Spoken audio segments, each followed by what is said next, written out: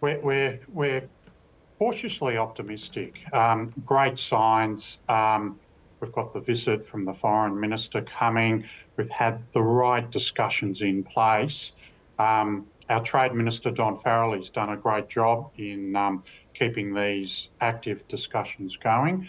But look, it's been 3 years since we've been out of the market, so we're awaiting cautiously about the outcome, about removing these horrendous duties that have been on Australian wine. Yeah, which has made it very difficult for you. Tell me, how did the industry adjust when China closed its doors? It was a very tough time for the industry. We were just getting through COVID. We had a lot of agricultural issues with drought and frost and so forth, oversupply of our own inventory wines. But the industry, and particularly a business like ours, family business, Taylor's Wines, we've actually looked to the rest of Asia, looked at some of those countries, South Korea, Southeast Asia, also Singapore, Hong Kong. They've been good little markets for us. Nothing will replace the size of the Chinese market, and particularly because it's at the high end, you know, the high value, where they really do like the beautiful structure of high quality Australian wines, particularly our red wines. Mm-hmm. But having said that, yes, we've looked to these other markets where we can get in and promote.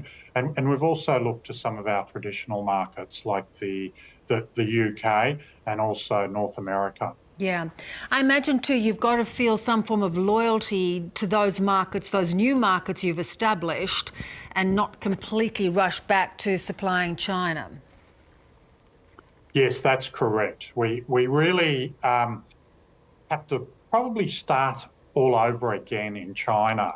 That the market is so dynamic, it's changed so much. And being a value-added industry that the wine industry is, where we're manufacturers, exporters, and then brand builders, it really takes a long time to develop these new relationships within the dynamic parts of the Chinese market. So we'll be going in there very slowly. It's not a matter of turning the tap back on. It's actually starting from scratch. You know, I was over in Hong Kong last week, just starting to plan the long journey that will take for us to start to get momentum again, because really what we're all about is developing relationships and also reminding the Chinese consumers that have had a passion for the high quality Australian wines, but reminding them about the styles that they've missed previously. And that's such an interesting point. You just point out that you were in Hong Kong. Well, Hong Kong is a very different place now. China's quite a different place. Is there nervousness entering that market? Because there is a risk potentially that wasn't present 5 years ago.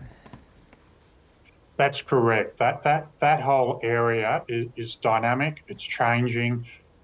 We want to be part of it in the future. But it'll be very different to where we were 3 years ago, when the Chinese economy was going through great economic growth. There was a lot of gifting with our wines. There was, exponential growth.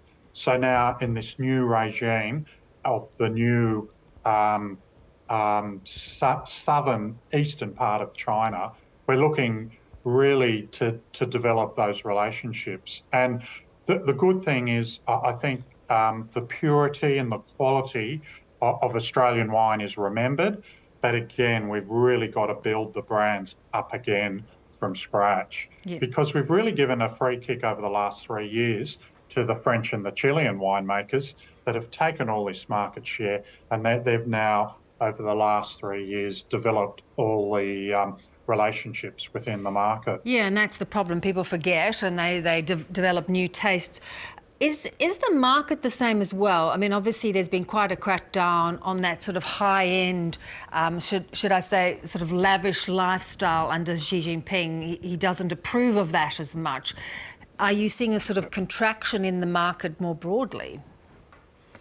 Yes, we're seeing elements of that, and particularly it's the new styles that with the dynamic quality of Chinese cuisine, they're actually looking for lighter, refreshing styles. So it's more probably not so much the full-bodied reds that they've previously loved at the high end, but probably the white wines. We've got an excellent opportunity with beautiful Clare Valley Rieslings from where we're from that go so well with their food, but also the lighter styles like Pinot Noirs and Grenache wines. So it's going to be a very interesting time, and it's going to be a time where the industry will need to make sure that we don't get accused of what happened in the past of putting low quality bulk wine and flooding the market.